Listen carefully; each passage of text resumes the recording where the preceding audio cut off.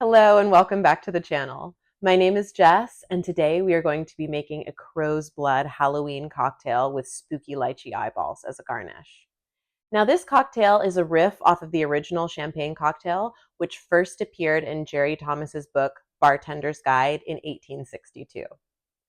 This version is different. It's definitely Halloween themed, but you can see influences of the original champagne cocktail if you look closely. Let's make it. To make the garnish, you need canned lychees, black olives, red food coloring, and either a long toothpick or a bamboo skewer that's being cut in half, which is what I have. Take your lychee and put a black olive inside.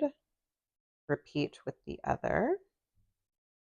Then, using your toothpick or bamboo skewer, gently thread it through both the lychee and the olive, centering them on the toothpick. Drop red food coloring on the lychee, and it will make these spooky, bloody eyeballs that are a perfect garnish for this drink. For the cocktail, start by adding a sugar cube, 4 dashes of bitters, 2 ounces of unsweetened cranberry juice, top with champagne, and garnish with your spooky lychee eyeballs. And that's it. Your Halloween crow's blood cocktail is complete. Let's give it a taste.